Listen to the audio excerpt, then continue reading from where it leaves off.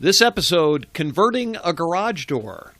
In this episode, the Handyman Pros have a discussion about a project they've been doing where they were converting a garage door into a usable wall of windows.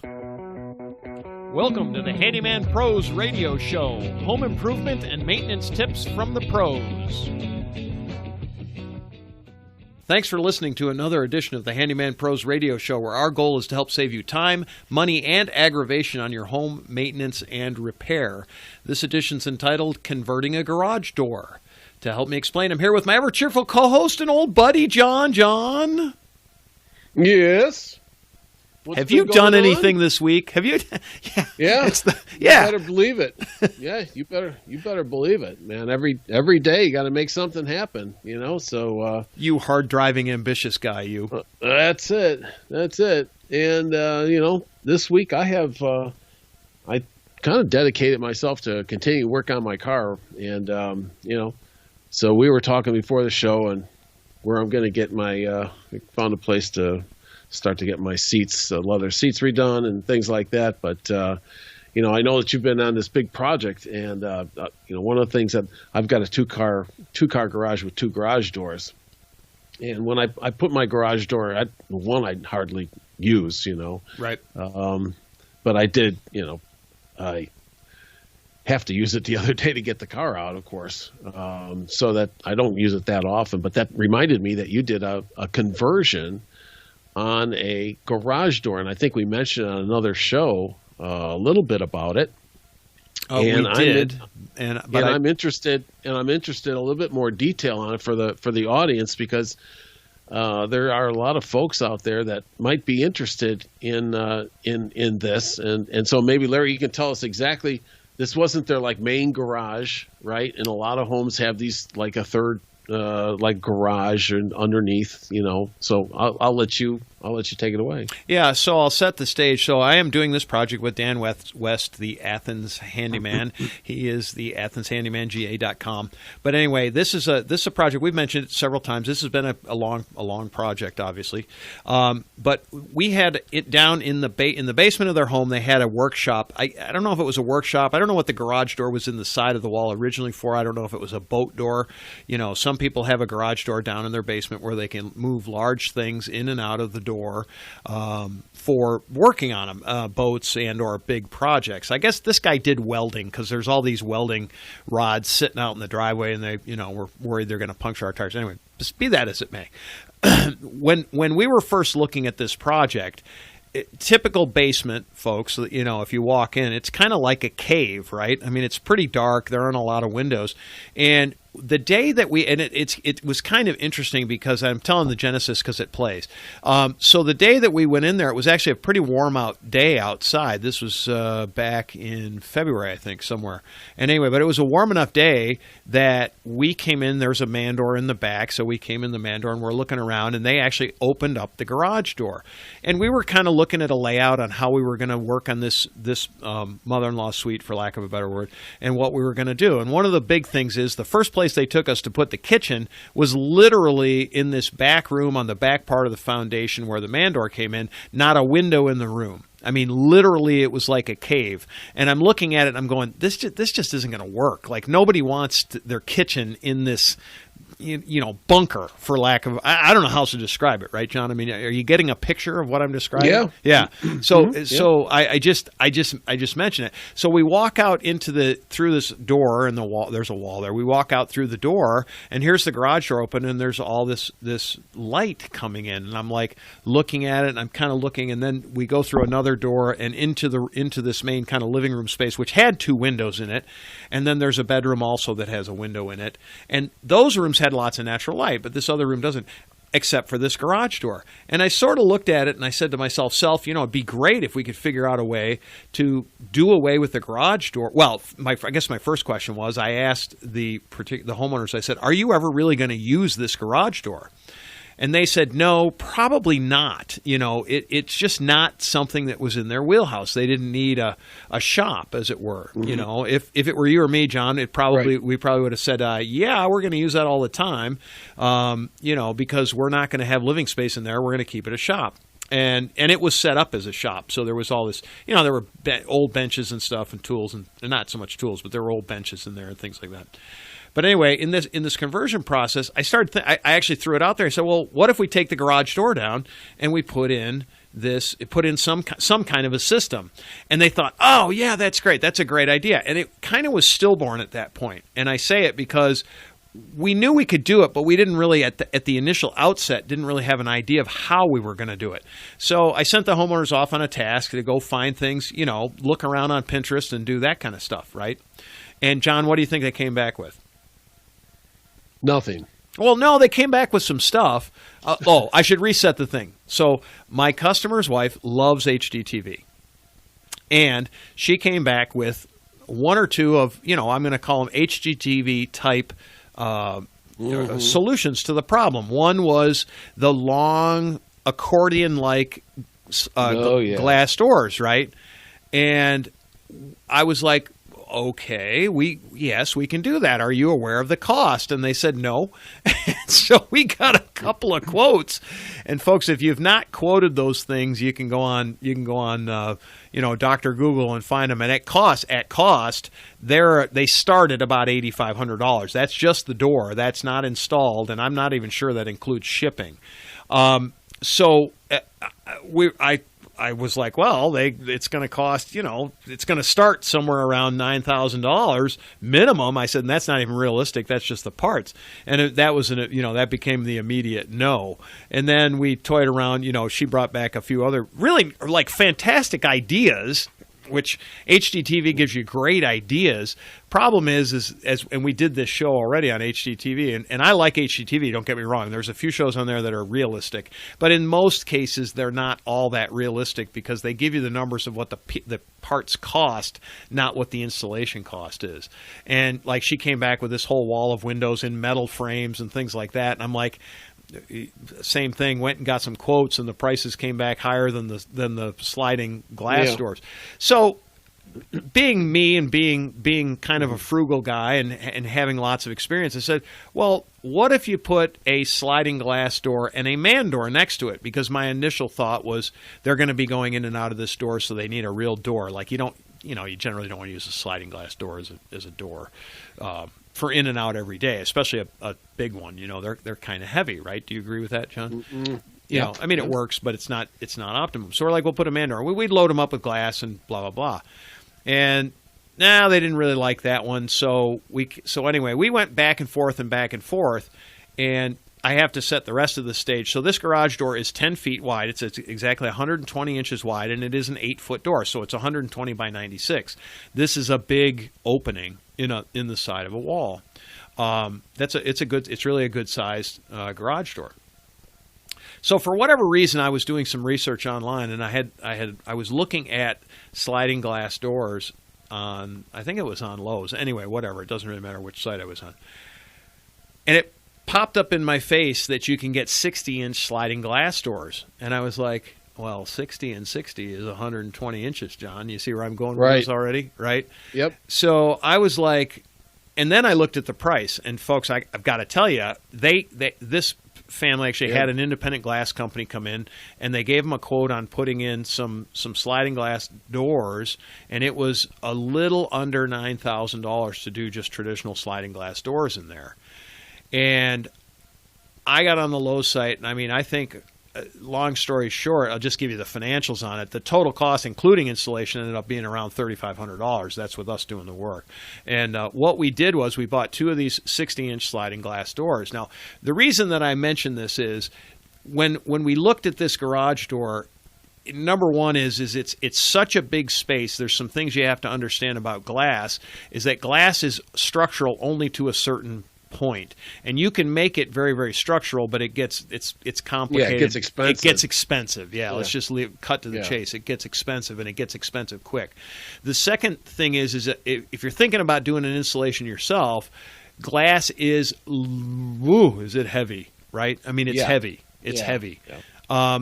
So like they originally wanted to do this full 8-foot high pieces of glass, and I worked in a glass factory when I was in high school, which was hard to believe that they even had glass back then. But They had glass back then. It wasn't paper, and it was just stained glass. Yeah, it was hand-leaded glass. No, you and Da Vinci. But we used to work commonly. We used to work with 4x8 sheets of glass. Okay, it took 2 people and 2 young people to lift that stuff. It's heavy, my friends. It's heavy. Oh, yeah. I still bear scars from that job, John. Big surprise there, right? I still have a scar on my hand from when one of those pieces of glass broke and skewered my hand. I'm lucky I didn't lose my arm. But anyway, that's neither here nor there. So anyway, the point was that I started to kind of think outside the box. Like, how could I frame in traditional windows, or how could I frame in something that was basically off the shelf to fill this hole, yet at the same time give as much light as possible, right? Because we wanted the natural light to come in the windows. And I didn't think about a 60-inch sliding glass door to save my life. I didn't even think they existed, to be square away and honest. And I was just scrolling through something, and lo and behold, there were these 60-inch windows. And along with that, they were extremely reasonably priced. And these happen to be, because, John, as we say on this show, we don't like junk, right? So these were those were high quality. These are quality stuff too. These are Pellas, folks. These are Pellas. And Pellas are not inexpensive, but at the same time, they are not junk either. They are really, really nice. Yeah, these particular ones they look good. Yeah, and so I started. It's funny. This happened on a Sunday afternoon, and I was headed to the job Monday morning, and I was sitting there, and I said to my wife, I said, we need to go to Lowe's for a minute. So we ran down, and I actually put my eyes on these before I moved forward on this project doing what we did.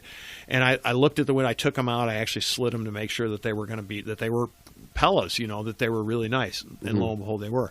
So what we did is we built a frame out. We built a just a 2x4 in the center with a 2x. Did we do 2x4s? Yeah, we did 2x4s on the top, and we framed out these doors into the garage door opening, and the fit was absolutely tremendous. I mean, it was just right. They fit in beautifully. And then we went and I found some transom windows to go up over the top. And so these are 12-inch windows. Again, it worked out just right. I had to fur the top of the garage door down just a little bit. We're putting a suspended ceiling in so on the inside, so it's going to work out perfectly. But we brought it down just a little bit so we can fur them out. So we basically have almost 7.5 feet of window in this garage door opening through the whole length. We ended up with 3 transom windows over the 10-foot span. It was 2 36-inch transom windows and 1 48-inch transom window. And they, again, I found them at a particular window shop here in North Georgia that's called the Liquidators, and they're here in Cumming, and they do a great job. It's kind of one of those places that I go to if I've got a funny shaped window I need, they've usually got it for whatever reason. They've just got boatloads of odd-shaped windows, very reasonably priced. So anyway, if you're getting the picture, folks, think of 2 glass doors. They are mounted side by side. These particular doors are universal doors. So we flipped one door over, and they open. Both doors open from the center out.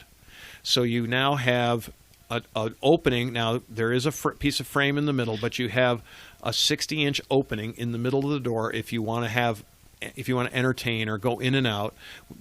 These do have screens on them as well. We bought the screens for them. So we're going to put the screens on them. But we'll have open, it'll be 60 inches open to the window with these 3 transom windows. And I'll post some pictures up on the website of what this looks like. I'll put them on the Facebook page too. We trimmed out the outside with, John, what did I use for trim? What do you think?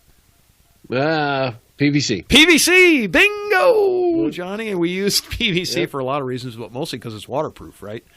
So we did that. We hung 2 lamps on the outside of this garage door as well, so that it really looks like John, in your opinion, can you tell if this was a garage door?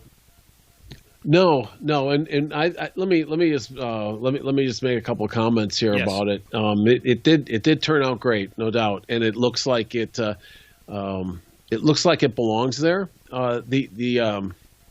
The thing that I was going to say is that you hit on, the entertainment factor, and a lot of these older homes that have these boat if you want to call them doors, auxiliary doors. That's I what don't they know were what you call generally them used. for. Yeah. They're generally used. A lot of people up in Minnesota and that have them. They're up in they're around the side of your house and they kind of go underneath. And there's a lot of homes that have these things, and a lot of people don't have put boats in there anymore, so they're stuck with an ugly old garage door. Right.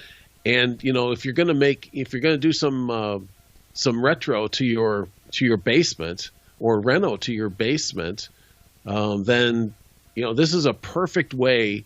And then being able to create that atmosphere of taking out an old garage door, stinking garage door, and build a nice patio out back there too. And then you've got this really nice way of having this entryway and everything.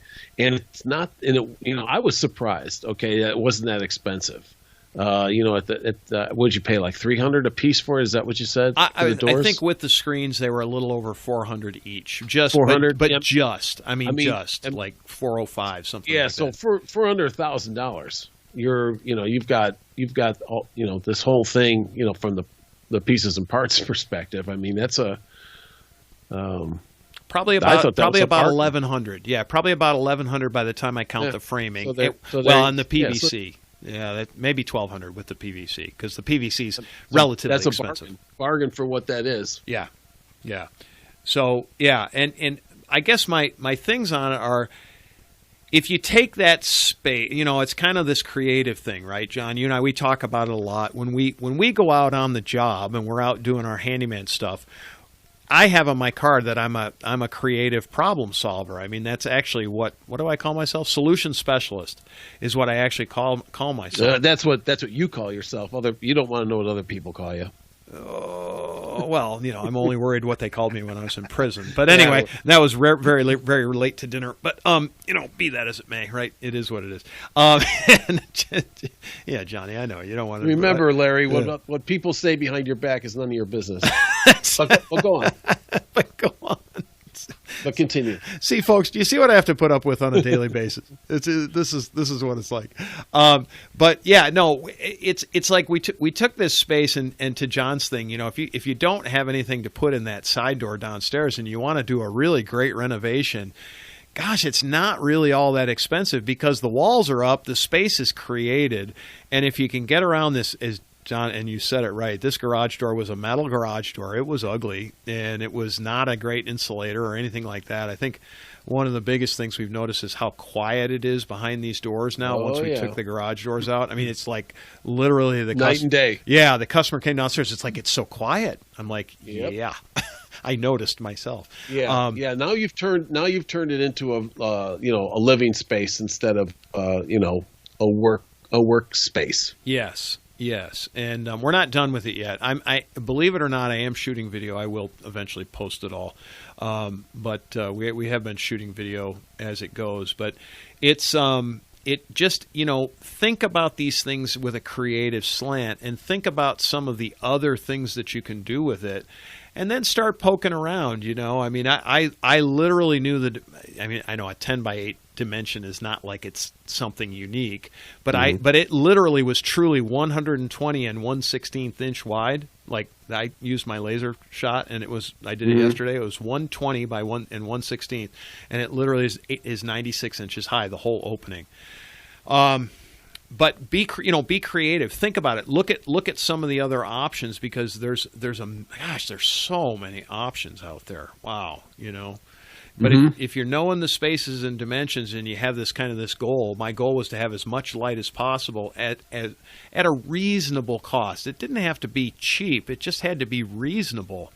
And there's a big difference between $3,500 installed, done, complete, and $10,000, installed, done, and complete, and or $8,900 for those sliding doors.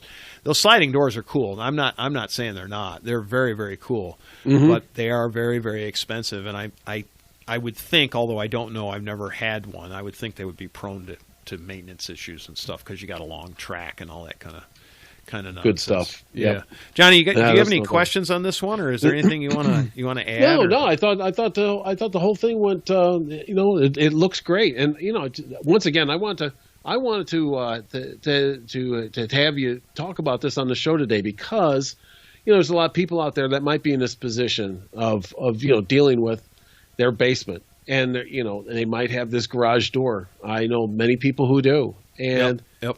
it just sits there, and it's like, wait a minute, what am I going to do with this thing? If I maybe I'm not even renovating my basement because I don't know what to do with this great big space. I think you found a great way to deal with that, and at a reasonable price. So, folks out there, I would take Larry's advice here and be very creative with some of the some of the materials and some of the things that Larry has talked about here today, and apply it to your place. Well, and I'll add on another thing. If you send me an email, that's questions at handymanprosradioshow.com, or you can send it to handymanprosradioshow@gmail.com. Either way, send me your pictures. If you have some questions or something and you just want another set of eyes on it, send it to us. John and I'll take a look at it. We see a lot of different things in our course and in our travels and travails as when we're out there doing jobs. We've seen, I don't know, Johnny, I mean, I've seen some really cool stuff, I got to admit, Mm-hmm. and Sure. and we do, I don't want to say we have our fingers on the pulse, but we kind of have some pretty interesting ideas on ways to solve problems, particularly spatial problems. Between you and I, and between some of the people that we know, we've got some pretty interesting ideas that have come up, and some of them are really practical and really work well. So send us an email if you have any ideas. We do. The other thing, Larry, is for the folks to join our Facebook page, be able to post things out there. They might have done a lot of these things. Yes. Yes. And it would be great to be able to share that through through Facebook with the community there. Yeah, and I will put those pictures. I sent that one to you, right, John? Could we post that up on the site? I haven't yet. Oh, Johnny, you're letting me down. Dang it. You know what that means, don't you? Well, by the time this airs, it'll be up. Oh, Johnny, you know what that means? That means I can't count on you when the spaceship lands to take it apart. Well, I was just reminded about all that, and it was, Larry, I just got to give you a little bit of background here is that,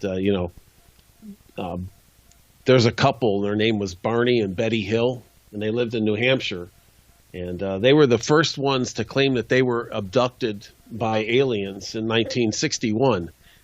So what's it like, Barney? Larry, I was going to say, I actually talked to the alien the other day myself, and he gave me back the bottle of Jack Daniels they were drinking. See? I knew it.